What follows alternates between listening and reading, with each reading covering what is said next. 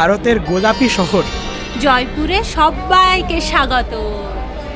Jaipur the pink city, গোলাপি রঙে মোড়া ঐতিহ্যে ভরা এক শহর, যা রাজপুতানার ঐতিহাসিক অঞ্চলের মধ্যে প্রতিষ্ঠিত শহরগুলির মধ্যে নবীনতম। 1727 সালে মহারাজা সাওয়াই জয় সিং দ্বিতীয়ের পরিকল্পনায় গড়ে ওঠে এই বিজ্ঞানসম্মত রাজকীয় ইউনেস্কো ওয়ার্ল্ড হেরিটেজ সাইট, যার প্রতিটি কোণ আজও অতীতের গল্প বলে। আর সেই গল্পে মিশে আছে স্বাদের এক অনন্য অধ্যায়, ঘেওয়ারের মিষ্টি ছোঁয়া, পেঁয়াজ কচুরির টক ঝাল মজা আর লাল মাছের তেজ। সিটি প্যালেসের প্রতিটি অলিন্দে রাজাদের নিঃশ্বাস, প্রাচীন গঠন আর রাজকীয় সৌন্দর্যে আপনি হারিয়ে যেতে বাধ্য এক অনন্য সময়ে। যন্তর মন্তর যেন এক সময়ের মন্দির। খোলা আকাশের নিচে দাঁড়িয়ে আপনি বুঝবেন কিভাবে মহাকাশ আর মানুষের বুদ্ধিমত্তা এক সূত্রে বাঁধা। হাওয়া মহলের 953টি জানালা বাতাসে ফিসফিস করে, রানীদের নিঃশব্দ গল্প। আমের ফোর্ট ও জয়গড় ফোর্ট হলো যুদ্ধের সাহস, রাজসভায় কূটনীতির ছায়া আর পাথরের মাঝে লুকিয়ে থাকা গর্বের কাহিনী। জলমহল, যা জলের বুকে দাঁড়ানো এক স্থির কবিতা। আমি সুহদ্র আর আমি ইতুপর্ণা। আপনাদের সকলকে স্বাগত জানাই আমাদের channel virtual diary of Suhadra and ইতুপর্ণাতে। চলুন একসঙ্গে ঘুরে দেখা যাক জয়পুর ও উপভোগ করা যাক এই ঐতিহাসিক নিদর্শনগুলির সৌন্দর্য ও দুর্দান্ত ইতিহাস আমাদের নতুন ট্রাভেল সিরিজ রাজকীয় রাজস্থানে।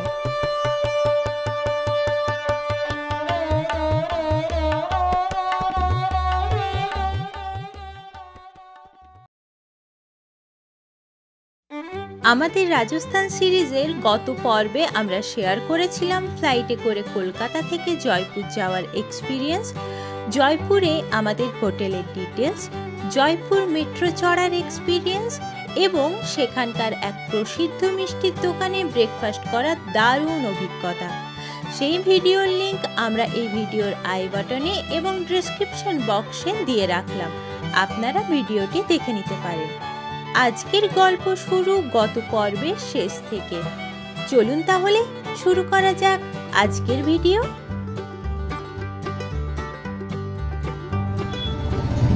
এখান থেকে সিটি প্যালেসের এন্ট্রি টিকিট নিয়ে নিলাম আমরা, 300 করে দুটো টিকিট। হ্যাঁ, চলো। হ্যাঁ, টিকিটের সাথে ধরো সাওয়াই টিকিটের সাথে একটা কোশ্চেন আছে, এখানে সাওয়াই জয়পুর কেন লেখা আছে বলতে পারবে? কেন? কারণ জয়পুর, কারণ জয়পুর এই রাজ্যটা মানে এই শহরটা, জয়পুর এই শহরটা প্রতিষ্ঠা করে সাওয়াই জয় সিং, তাই সাওয়াই নাম দিয়ে লেখা আছে। কারণ তাদের তখনকার মহারাজাদের নামের আগে সাওয়াই বসতো। আচ্ছা, এখানে একটা ডিটেলস দিয়েছে কোথায় কোথায় কি রয়েছে, একটা ম্যাপ আছে, ম্যাপটা দিয়ে দিয়েছে, তাতে আপনারা নিজেরাই ঘুরতে পারবেন। গ্যালারি, টিকিট ইনফরমেশন, আচ্ছা, আর কোন কোন জায়গার কি হিস্ট্রি, এই জায়গার যে হিস্ট্রি সেটাও এখানে খুব সুন্দর করে লিখে দিয়েছে। আমরাও আপনাদেরকে এখানে দেখে দেখে বলে দেবো, আর আমরা যাতে জানি সেটাও আপনাদেরকে জানাবো। চলুন। আমরা এখন সিটি প্যালেস জয়পুরে। এই সিটি প্যালেস জয়পুরে এখনও রাজপরিবারের বাসভবন রয়েছে। এর ভেতরে যে 7 তলা বিল্ডিং রয়েছে ঠিক সেখানেই এখনও রাজপরিবার বসবাস করে থাকে। এই যে মহারাজা সাওয়াই মানসিং দ্বিতীয়, তার প্রতিষ্ঠা এখন আমরা দেখতে চলেছি। দিনের বেলায় মিউজিয়াম এন্ট্রি 300 টাকা করে এবং রাতের বেলায় মিউজিয়াম এন্ট্রি 500 টাকা করে টিকিট। সিটি প্যালেস চত্বরে ঢুকলেই আপনি প্রথমে দেখতে পাবেন মুবারক মহল এবং তার পাশে রয়েছে এই ফটো অ্যান্ড আর্ট গ্যালারি, যেখানে রয়েছে এই জয়পুর সিটি প্যালেস এবং জয়পুর রাজপরিবারের পূর্বপুরুষদের প্রচুর ছবি। এই জয়পুর রয়্যাল ফ্যামিলি নিয়ে একটা ফান ফ্যাক্ট বলি। এই জয়পুর রাজপরিবার হলো কাছাওয়া রাজপুত বংশের উত্তরসূরি, যারা হিন্দু দেবতা ভগবান রামের পুত্র কুশের বংশধর বলে দাবি করেন। আমরা আর্ট গ্যালারি থেকে বেরোলাম, বেরিয়ে অপোজিটে এই যে বিল্ডিংটা দেখছেন, এটা দেখাও পিছনে। এই বিল্ডিংটাকে বলা হয় মুবারক মহল। এই মুবারক মহল কেন বলা হয়? কারণ এটা বানানো হয়েছিল 1902 সালে ব্রিটিশ গেস্টদের থাকার জন্য, ব্যবস্থা করার জন্য এই মহলটা বানিয়েছিল। এটা ব্রিটিশদের থাকার মানে অ্যাজ আ গেস্ট যাদেরকে থাকতে দেওয়ার জন্য। মহলের অ্যাকচুয়াল মহলটা পেছনে, ভেতরে, এটা হচ্ছে এন্ট্রি গেটের জাস্ট ভেতরেই প্রথম মহল, এটাকে বলে মুবারক মহল। চলুন ভেতরে দেখি কি রয়েছে। এখানে একটা টেক্সটাইল গ্যালারি রয়েছে, গ্যালারি না টেক্সটাইল গ্যালারি রয়েছে। চলুন ওটা দেখি ভিতরে গিয়ে। এই মুবারক মহলের ভেতরে কিন্তু ভিডিওগ্রাফি নিষেধ, তাই আমরা সেখানে ভিডিও করতে পারিনি। মুবারক মহল দেখে আমরা ঢুকে গেছিলাম সিটি প্যালেসের দ্বিতীয় অংশে, যেখানে রয়েছে দিওয়ানে খাস। আচ্ছা, আপনারা কি জানেন এই জয়পুর রাজ পরিবারের সাথে কিন্তু বাংলারও একটা গভীর কানেকশন রয়েছে। বাংলার কোচবিহারের এক রাজকন্যা মহারানী গায়ত্রী দেবী, যিনি মহারাজা সাওয়াই মানসিং দ্বিতীয়কে বিয়ে করেছিলেন এবং তার কমনীয়তা, প্রগতিশীল দৃষ্টিভঙ্গি এবং রাজনীতিতে ভূমিকার জন্য পরিচিত ছিলেন।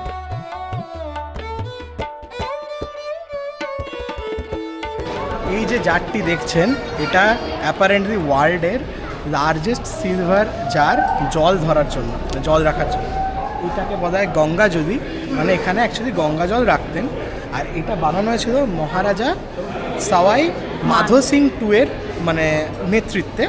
তিনি এটা বানিয়েছিলেন 1902 সালে ইংল্যান্ড ট্রিপ যাওয়ার জন্য, যেখানে উনি গঙ্গা জল নিয়ে গেছিলেন অ্যাজ আ মানে নিজেকে পিউরিফাই রাখার জন্য, যেহেতু গঙ্গা জলকে পবিত্র জল বলা হয়। এটা এই কারণে এটা বানানো হয়েছিল। এরকম দুটো রয়েছিল। এখন এই মুহূর্তে একটা জার হিউস্টনে নিয়ে যাওয়া হয়েছে এক্সিবিশনের জন্য, এখন খালি একটাই দেখা যাচ্ছে।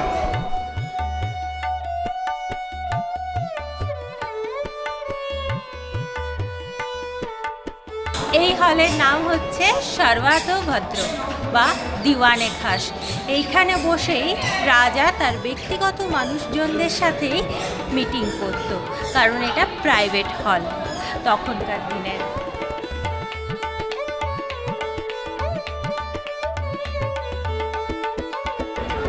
এটা হলো দিওয়ানে খাস, যেটা সোনাই বললো। আর এর অপোজিটে এই দিকটাতে এটা হচ্ছে সভা নিবাস। এইখানে বেসিক্যালি রাজা পাবলিকদের সাথে মানে জনসাধারণের সাথে দেখা করতে আসতেন এবং মিটিং করতেন, যখন কোনো পাবলিকের সাথে কোনো মিট থাকতো জনসাধারণদের সাথে। 1927 সালে রাজা সাওয়াই জয় সিং তার এই সিটি প্যালেস নির্মাণ করেন। জয়পুর শহর গঠনের সময় সিটি প্যালেসকে কেন্দ্র করেই পরিকল্পনা করা হয়েছিল। এই প্যালেসের নকশা করেছেন মহারাজা সাওয়াই জয় সিং, যা রাজপুত, মুঘল ও ইউরোপিয়ান স্থাপত্যের সংমিশ্রণে তৈরি। এই প্যালেসে বিভিন্ন মহল, প্রাঙ্গণ, উদ্যান, মন্দির এবং দরবার হল আছে। এটি একটি 7 তলা বিশিষ্ট প্রধান ভবন, যেখানে এখনও রাজপরিবারের বাসস্থান। এই মহল চন্দ্রমহল নামেও কিন্তু বিখ্যাত। এই প্যালেসের ভেতরে গঙ্গর উৎসব, তিজ, প্রাসাদ জুড়ে আলোকসজ্জা ও বিশেষ রাজকীয় অনুষ্ঠান সহ দীপাবলি, গুলাল, যা আমরা ফুলের আবির বলে থাকি, দশেরা উপলক্ষে রাজকীয় অস্ত্রশস্ত্রের পূজা, বিভিন্ন কিছু পূজা অর্চনা করা হয় ব্লু ওয়ালের মধ্যে। এই প্রাসাদের 4টি সুন্দর অলঙ্কৃত প্রবেশদ্বার রয়েছে, যা প্রতিটি আলাদা অর্থ ও সংস্কৃতি প্রদান করে। পিতল দরজা বা ঋদ্ধি সিদ্ধি পোল বা পিতম নিওয়াস গেট, এই দরজা রাজপরিবারের ব্যক্তিগত অংশে প্রবেশের জন্য ব্যবহৃত হতো। এই দরজার প্রতীক হল রাজকীয় সমারোহ বা আভিজাত্য। পেভান গেট বা মোর দরজা, এই দরজায় ময়ূরের ছবি আকৃতি করা রয়েছে, যা জাতীয় পাখি এবং বর্ষার প্রতীক। এই দরজার প্রতীক হল মনসুন বা বর্ষাকাল এবং শ্রীকৃষ্ণ, যা রাজপরিবারে দেবদেবীর প্রতি ভক্তি ও প্রকৃতির সৌন্দর্যকে প্রকাশ করে। লোটাস গেট, এই দরজায় পদ্ম ফুলের কাজ রয়েছে, যা সমৃদ্ধ ও বিশুদ্ধতার প্রতিচ্ছবি বহন করে। এই দরজার প্রতীক হল গ্রীষ্মকাল এবং ভগবান লক্ষ্মী ও বিষ্ণু, যা শান্তি ও আধ্যাত্মিকতার প্রতীক হিসেবে বিবেচিত। এবং সর্বশেষ গেট হলো রোজ গেট, যেখানে গোলাপ ফুলের কাজ রয়েছে। এই দরজার প্রতীক হলো দেবী মা দুর্গা এবং শীতকাল। তবে হ্যাঁ, এই 4টি দরজা শুধু প্রবেশদ্বার নয়, জয়পুর রাজপরিবারের ঐতিহ্য, ধর্মীয় বিশ্বাস, প্রকৃতির প্রতি সংযোগ সব কিছু বহন করে। এই পতাকার একটা খুব সুন্দর মিনিং আছে। আচ্ছা, এটা আমি বলে দিই। এটা হচ্ছে এখানকার এদের মানে রাজপরিবারের পতাকা। তো বড় পতাকাটা তো সবসময় থাকে, কিন্তু এই ছোট পতাকাটা দেখতে যেটা বড় পতাকার উপরে রয়েছে, ওটা যদি থাকে তার মানে হচ্ছে রাজপরিবার এখন বাড়িতেই রয়েছে। আর যদি ওটা নামানো থাকে তার মানে হচ্ছে রাজপরিবার বাড়িতে নেই, বাইরে কোথাও গেছে। এখন এই মুহূর্তে রাজপরিবার বাড়িতেই রয়েছে।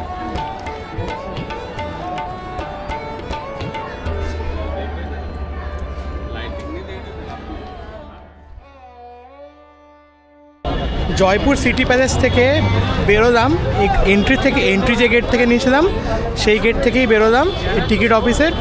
এই যে এখান থেকে ঢুকেছিলাম, এখান থেকেই বেরোলাম, বেরিয়ে জাস্ট অপোজিটে এলাম।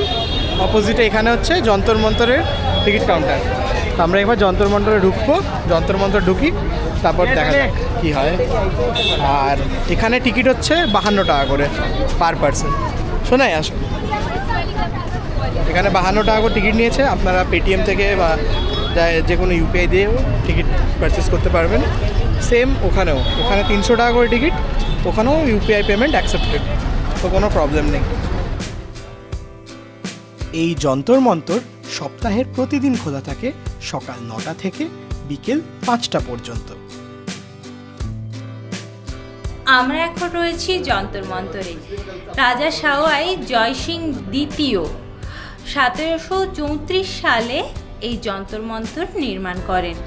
জ্যোতির্বিজ্ঞান পর্যবেক্ষণ ও সময় নির্ধারণের জন্য এটি তৈরি করা হয়। এখানে 19টি জ্যোতির্বিজ্ঞান যন্ত্র রয়েছে, যার মধ্যে হলো সম্রাট যন্ত্র, রাম যন্ত্র ও জয়প্রকাশ যন্ত্র। এগুলো হলো এই 3টে হচ্ছে সবথেকে উল্লেখযোগ্য, সবথেকে পপুলার যন্ত্রের মধ্যে পড়ে।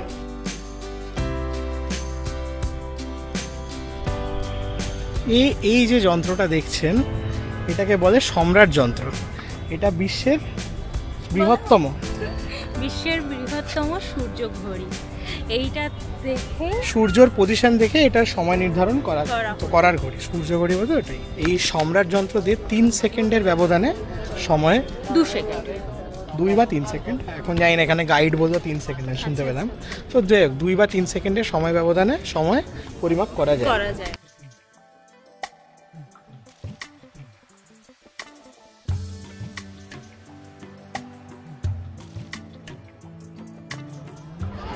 এই যন্তর মন্তরে শুধু সময় নির্ধারণ বা জ্যোতির্বিজ্ঞানই ছিল না সেই সময়, তখন রাশি গণনার জন্য এইগুলো সব ব্যবহার করা হতো। এগুলো প্রত্যেকটা এক একটা রাশি, ওটা বৃষ, ওটা কর্কট, আরও বিভিন্ন ধরনের অতগুলো রয়েছে, সবকটা এক একটা রাশি। এইগুলো দেখেই রাশি নির্ণয় বা রাশি নির্ধারণ করা হতো। এখন আমরা যেটা রাশি গণনা বলে থাকি। একবার ভেবে দেখুন তো, আজ থেকে প্রায় 300 বছর আগেও আমাদের এই ভারতবর্ষে জ্যোতির্বিজ্ঞানের গবেষণা কত উন্নত ছিল। জয়পুরের যন্তর মন্তর হলো তার এক জলজ্যান্ত প্রমাণ। এরকম আর কোনো ইন্টারেস্টিং নিদর্শন আপনারাও কি জানেন? সেটা কমেন্ট বক্সে আমাদের কমেন্ট করে জানান। জয়প্রকাশ যন্ত্র, এই জ্যোতির্বিজ্ঞান পরিমাপ, যেমন নক্ষত্রের অবস্থান, বিষুবরেখা নির্ধারণের জন্য এই যন্ত্র বা এই যন্ত্র ব্যবহার করা হয়। আকৃতি দুটি আধা গোলাকার কাঠামোর সমন্বয়ে গঠিত। এর ভেতরে পৃষ্ঠের চিহ্নের বিভিন্ন রেখার সাহায্যে সূর্য, চন্দ্র ও গ্রহের পরিমাপ নির্ধারণ করা হয়। রামযন্ত্র, এটি দুটি উন্মুক্ত গোলাকার কাঠামো নিয়ে গঠিত। বিভিন্ন কোনো ছড়ি গুলি বা দড়িগুলির সাহায্যে সূর্য ও গ্রহের উচ্চতা ও দিক নির্ণয় করা হয়। জ্যোতির্বিজ্ঞানীরা এটি ব্যবহার করে আকাশে বিভিন্ন বিন্দুর সঠিক স্থান নির্ধারণ করতেন। তখনকার দিনেও কত বৈজ্ঞানিক আবিষ্কার ছিল, তাই না? হ্যাঁ, তখনকার দিন বলতে এটা হচ্ছে 200-300 বছর আগের ব্যাপার। হ্যাঁ, 300 বছর আগে বিজ্ঞানের তো উন্নতি ছিলই, তো অবশ্যই। সেটা নিয়ে তো কোনো মানে দ্বিমত নেই, না। তাই না? তো যা, কিন্তু সেই সময় তো যে এত ডিটেলে এত কিছু করেছিল তখন, এত তাদের কী বলে দূরদর্শিতা অনেক ছিল, হ্যাঁ, সেটার এটা হচ্ছে নমুনা। আর এই যন্ত্র এইটা দিয়ে সোজা তাকালে যে তারাটি দেখা যায় সেই তারাটিকেই বলা হয় ধ্রুবতারা। এইভাবে, হ্যাঁ, এই তো এখানে চিহ্ন দেওয়া আছে, এইখানে বসে সোজা তাকালে যে তারাটি দেখতে পাওয়া যাবে সেটি ধ্রুবতারা। এখন তো দিনের বেলা, তাই তারা দেখা যাবে না, যদিও রবি ঠাকুরের কথায় রাতের সব তারাই আছে দিনের আলোর গভীরে, সেই জন্য। এখন যা পলিউশন তাতে কোনোদিনই তারা দেখতে পাবো না আমরা। ছোটোবেলায় আকাশে খুব ভালো তারা দেখা যেত অন্ধকারে। যাই হোক, তো এই যন্তর মন্তর জয়পুর ছাড়াও দিল্লিতে রয়েছে এবং আরও 2টো শহরে রয়েছে। আমি যতটা জানি দিল্লি ছাড়াও বারাণসীতেও রয়েছে। আচ্ছা, বারাণসীতে আমি এটা দেখতে হবে আমাকে একবার, তবে দিল্লিতে তো আছে আমরা জানি। তো সবকটাই এই রাজা সোয়াই মানসিংয়েরই নেতৃত্বে বানানো। জয়পুরের দুপুরের গরমে এই মাটির ভাঁড়ে লস্যি একদম জমে গেছে, কি বলো? একদম, আমি ফটো তুলতে ব্যস্ত এখন। উপরে আলমন্ড ছড়িয়ে দিয়েছে, খুব সুন্দর লাগছে। পেস্তা, আলমন্ড, বাদাম, তার সাথে কেসার আছে। ঠান্ডাটা আর একটু বেশি হলে ভালো লাগবে। হ্যাঁ, ঠান্ডাটা একটু কম ঠান্ডা, মানে ঠান্ডা আছে কিন্তু লস্যিতে যে কনকনে ঠান্ডা ভাবটা হবে সেটা নেই, কনকনে ঠান্ডাটা নেই। একদিকে ভালোই, কারণ ঠান্ডা রোদের লাগে। মধ্যে ঘুরছি, বেশি ঠান্ডা খেলেও সমস্যা। খেয়ে নি। যন্তর মন্তর দেখে বেরিয়ে গেলাম আমরা। আমাদের পরের গন্তব্য হলো হাওয়া মহল। হাওয়া মহল আমরা হেঁটে যাচ্ছি, আর এখানে আমাদের বিভিন্ন অটো আছে, সবাই আমাদেরকে ঘোরানোর জন্য চেষ্টা করছে, বিভিন্ন জায়গায় নিয়ে যাবে। তো একটা অটোওয়ালার নাম্বার জোগাড় করেছি, তো তার সাথে একটু পরে দেখি ডিল করবো, যদি কিছু ঘোরা যায় আরও এক্সট্রা কিছু, সেটা বলছি আপনাদেরকে একটু পরে। আগে হাওয়া মহল যাই। কোন পুরোনো যুগের গেট দিয়ে ঢুকছি দেখুন।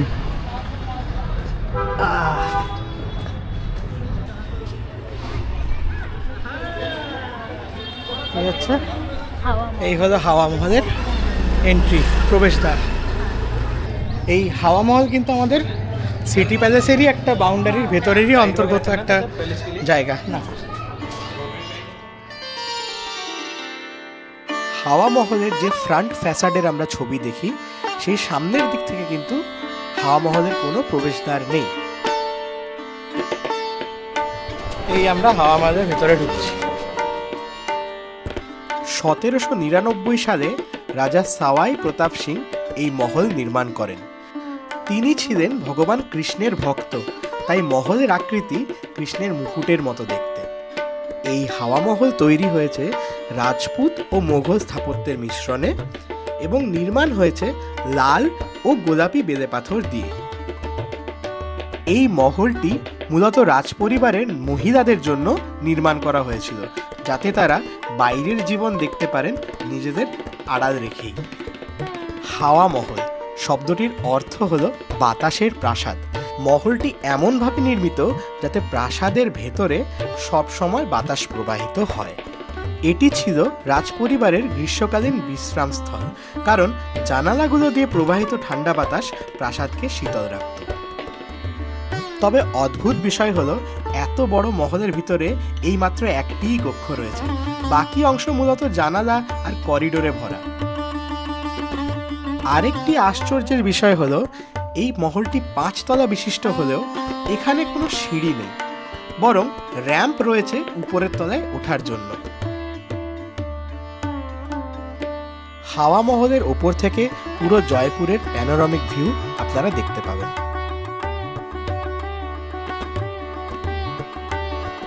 এই হাওয়া মহলে রয়েছে 953টি ছোট জানালা বা ঝারোখা। শেষ ওপরে সিঁড়ি চড়ছি।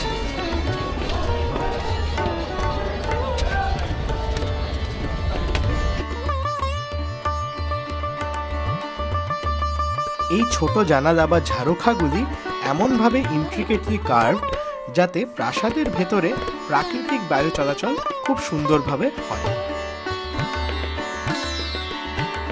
এই জয়পুরের অন্যতম প্রধান আকর্ষণ হাওয়া মহলের সন্ধেবেলার লুক আমরা ভিডিওতে একটু পরেই আপনাদেরকে দেখাচ্ছি, সেটার জন্য ভিডিওটি শেষ পর্যন্ত দেখতে থাকুন।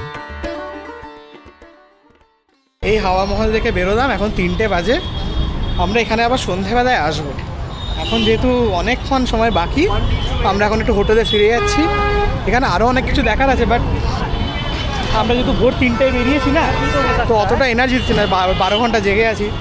তো একটু গিয়ে একটু রেস্ট নিয়ে নিই 1-1.5 ঘন্টা, দিয়ে আবার 6টার সময় আসবো এখানে। সন্ধেবেলাটা, জয়পুরের সন্ধেবেলাটা একটু দেখতে আসবো এখানে, দেখা যাক।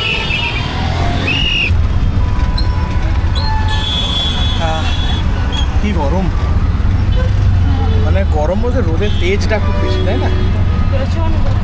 দুপুর 3টের রোদের তেজ, এবার তেজটা আস্তে আস্তে কমবে, বাট এখন একদম পিকে আছে তেজটা। আমরা একটা অটো করলাম এখান থেকে হোটেল যাওয়ার জন্য, 60 টাকা লাগবে। ঠিক আছে, যাওয়া যাক। তখন আবার সন্ধ্যেবেলায় মেট্রো করেই আসবো, তাই না? তখন 60 টাকায় যাতায়াত হয়ে যাবে। এখন সন্ধ্যে 7টা, আর আমরা আবার চলেছি হাওয়া মহলের দিকে, বাড়ি চৌপাড়ের দিকে।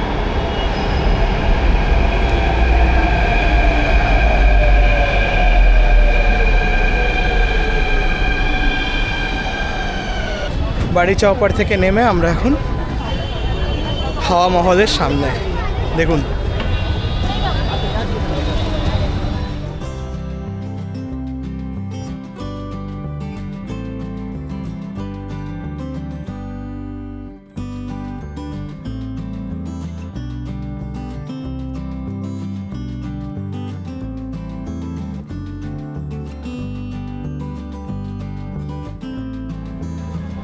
আমাদের প্ল্যান হচ্ছে এটার অপোজিটে, হাওয়া মহলের অপোজিটে কিছু ক্যাফে আছে।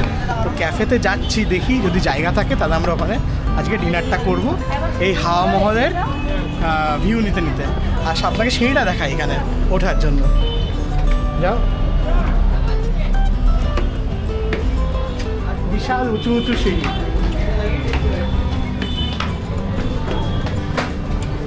চলো। এই হাওয়া মহলের অপোজিটের ক্যাফেগুলিতে যদি আপনারা খেতে চান, তাহলে আপনারা অবশ্যই হাতে সময় নিয়ে আসবেন, কারণ এখানে বেশ ভালো লম্বা ওয়েটিং লিস্ট থাকে।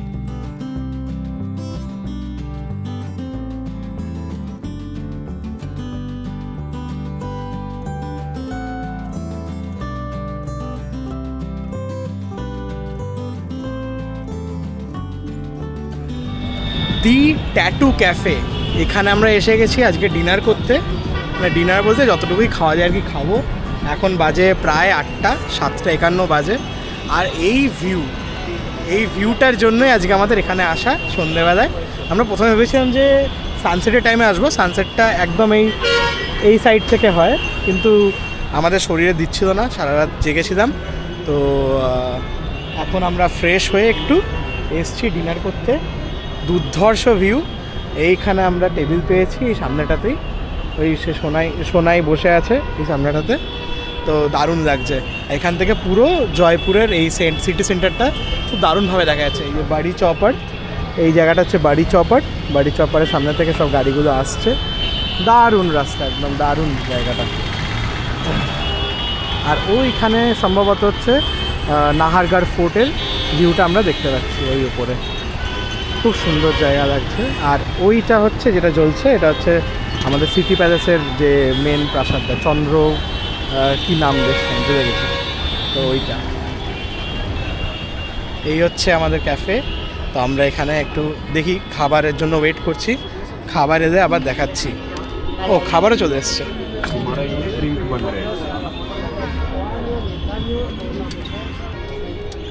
আমরা নিয়ে নিয়েছি আলু না পানির পরাঠা নিয়েছি, আর তার সাথে একটা ড্রিঙ্কস আসছে।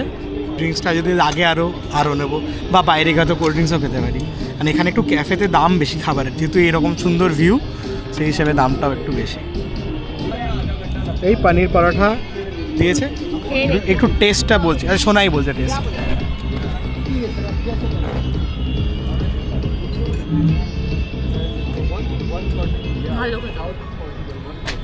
সোনাই বলছে ভালো খেতে, মানে ভালোই খেতে হবে।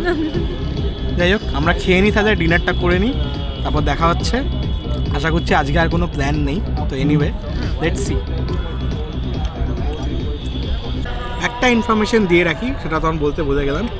এই ক্যাফেতে ঢুকতে গেলে কিন্তু পার পারসন 250 টাকা করে ডিপোজিট দিতেই হবে।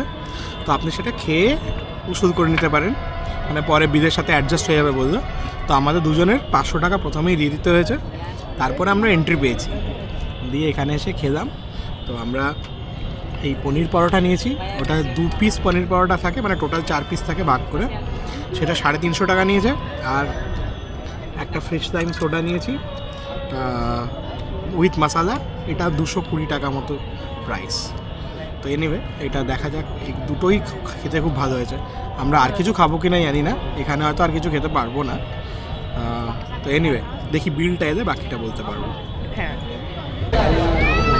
এই যে আমরা ছিলাম ওইখানে, ওই ওপরে ট্যাটু ক্যাফেতে খেলাম। 600 টাকা বিল হয়েছিল টোটাল, 350 টাকা পরোটা আর 250 টাকার ওই ড্রিঙ্কস। তো বেসিক্যালি দামটা ডবল, যা মোটামুটি ধরতে পারেন। 400 টাকা হলে বা 350 টাকা হলে ঠিক ছিল, কিন্তু ওই যে ওয়ার্দি দারুণ সুন্দর একটা ভিউ, সেটা আপনি পাবেন না অন্য কোথাও। তো এনিওয়ে ভালোই লাগলো। ও হ্যাঁ, তবে জয়পুর থেকে আমরা কোনো সোভেনির আইটেম কিনিনি, কারণ আমাদের যোধপুর ব্লগে আমরা শেয়ার করব একটি দুর্দান্ত স্টোর যেখান থেকে আপনি খুব সস্তায় সোভেনির আইটেম পেয়ে যাবেন। এই সিন্ধি ক্যাম্প আমরা যেখানে আছি, এটা হচ্ছে বাস স্ট্যান্ড, অ্যাকচুয়ালি একটা বিশাল বড় বাস স্ট্যান্ড। এখান থেকে সব জায়গার বাস ছাড়ে, তো সেই হিসেবে আর কি এখান থেকে স্টেশনটাও কাছে জয়পুরের, এখান থেকে বাসও ছাড়ে। আমি এটাই দেখছিলাম। তো এখানে খুব ভালো লোকেশনে আমরা হোটেলটা নিচ্ছি। আর আপনারা যদি বাসে করে কোথাও এখান থেকে যেতে চান, তাহলে সিন্ধি ক্যাম্পে অবশ্যই থাকতে পারেন। আর আমরা এখন চলে এসেছি রাতে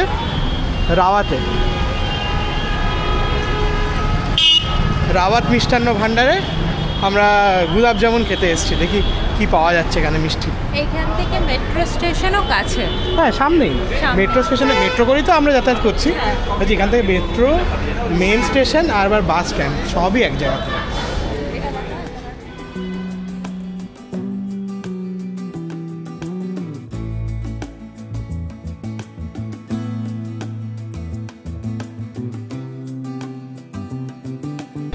দু পিস গোলাপ জামুন খেলাম এখান থেকে, 55 টাকা লাগলো, মানে দাম বেশ ভালোই। 28 টাকা করে অলমোস্ট একটা পিস, 28 টাকা, 27.5 টাকা করে। যাই হোক, তো আজকে আমাদের দিন বেশ ভালোই ছিল। তো জল টল কিনে নিয়ে আমরা উঠে যাবো এরপর।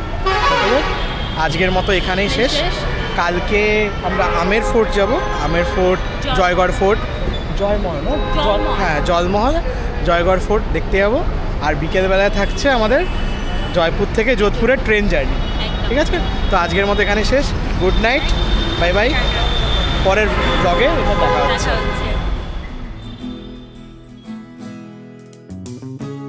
এই রাজকীয় রাজস্থান সিরিজের আগামী পর্বে আমরা ঘুরে দেখব আমের ফোর্ট ও জয়গড় ফোর্ট, যা জয়পুর শহর থেকে প্রায় 15 কিলোমিটার দূরে, এবং এটি ছিল জয়পুর প্রতিষ্ঠা হওয়ার পূর্বে কাছাওয়া রাজপুত বংশের রাজধানী। এছাড়াও থাকবে জয়পুর ফিরতি পথে জলমহল দেখার গল্প ও আমাদের জয়পুর থেকে যোধপুর যাওয়ার ট্রেন জার্নির এক্সপিরিয়েন্স।